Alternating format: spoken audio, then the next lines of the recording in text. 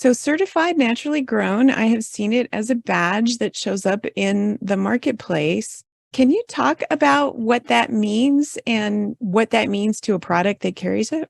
Absolutely. So for customers seeing the certified naturally grown badge, it's an assurance that the food was grown without any synthetic chemicals or GMOs, with attention to soil and ecological balance. And our standards are actually based on the organic standards. And then as an independent nonprofit organization, we've modified them in some ways, but it's a real assurance of ecological integrity for those who are looking for that in the food they purchase. Where you talk about high standards there, can you elaborate on that a little bit? Yeah, absolutely. We do tend to draw very passionate farmers to certified naturally grown who have extremely high standards for themselves. And sometimes that comes out in the inspection process where they want to have the folks they're doing the peer review for have those same high standards. And sometimes that's a challenge for other farmers. And we feel like that's a perk of the program, is that our members do help each other level up, but we also have a baseline for those who are just getting started. So you mentioned USDA organic certification. What's the difference? If you're following their standards, what's the difference? Yeah, good question. The main difference is in our certification model. It's tailored for direct market farmers who are growing food for their local and regional communities.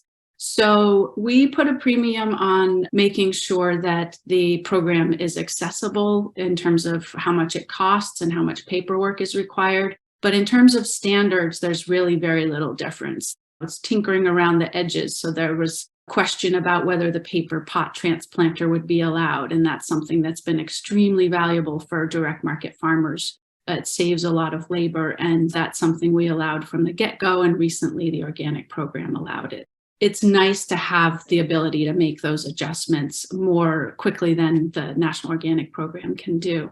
But the main difference really is our certification model that relies on peer review inspections. So those are carried out by other farmers in the area. And it's a great way for farmers to connect with one another and share their knowledge and grow and learn from the experience of having that peer review inspection. I'm familiar a little bit with organizational certification in that I've worked with bigger brands that participate in manufacturing certifications and things like that. Your model of peer review means the neighbors are really the ones looking at what's happening. Mm-hmm. How does a farmer become a reviewer? Well, that's a cool thing about our certification program, is that participation in the program involves more than just getting the label. You actually have to be engaged and agree to conduct an on-site peer review. Now, in the early years, we want folks to go through the training that we've developed, the peer review class that provides support in how to conduct a robust peer review inspection. So ideally, it's another CNG farmer who conducts the peer review inspection, but it can be a certified organic farmer or another farmer in the area who uses natural practices. And I know for a lot of folks that might raise questions like, well, how do you make sure it's a good one? We really lean in on transparency and offer support as much as is needed for that process. But we actually post the inspection reports on our website. Each of our members has a profile. And so it's very clear who did the inspection, when was it done, when was their last inspection, and the farmer conducting the peer review has to indicate their affiliation. So there's an incentive to do a good job, because it's going to be known who passed this farmer if they really shouldn't have been passed. We usually will find that out, but everyone also really wants to do a good job, because especially the CNG farmers, they are invested in the quality of the program. So the real issue for us is when farmers are like, no, you can't do that. And the fact is, it's something they might not do. They might have standards that for themselves that say, no, I would not use that practice, but it's not technically prohibited. So we actually need to sometimes say, all right, it's actually not prohibited, but you can pass them. Mm-hmm. Okay, so basically there's a bit of an honor system there, but you're posting the results. And so someone could object. Have you had that happen? Once in a while, yeah, someone will contact us saying they have concerns about a farmer's practices, and we follow up. we get as much information from that person, and then we contact the farmer and ask them, what are their practices? In fact, can they explain why we might have received this complaint? And we sort it out. That's kind of interesting. Now, I know also because I've had clients who are USDA organic certified. It's a pretty rigid certification process. It sounds like I don't want to say the word flexible, but I guess the word you used was accessible. It was a little bit easier. Is it less expensive? Yes, that's one way we're more accessible for sure. Our recommended dues, there are annual dues. We recommend 200 or more per year and leave it up to the member to determine the exact amount based on the scale of their operation. And then we have monthly plans if folks want to do it on a monthly basis automatically from their card. But it's definitely, for most farmers, more affordable than organic. There is a cost share program that really helps with organic farmers. I think it's really a question of what is the right certification for a farmer. And sometimes cost is a factor. It's also less focused on paperwork. But in terms of the standards required, production standards, I would not say there's a significant difference. If anything, a lot of our farmers do have much higher standards than the organic practices. And that's something that we like to support. But it's not a question of, well, if you're trying to go from conventional to organic, then CNG is your midpoint. That's actually not the case. You have to be ready to farm according to organic and CNG standards in order to be CNG.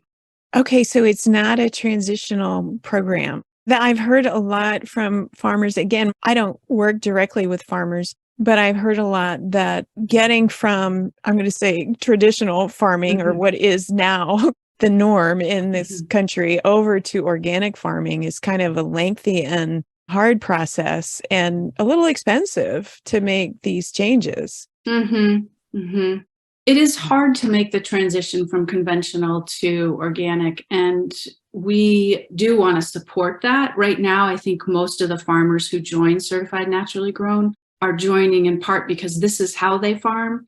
It reflects their values. They're committed to working in harmony with nature, and they want to get some credit for that beyond just saying so. They want a certification to verify that this is how they farm.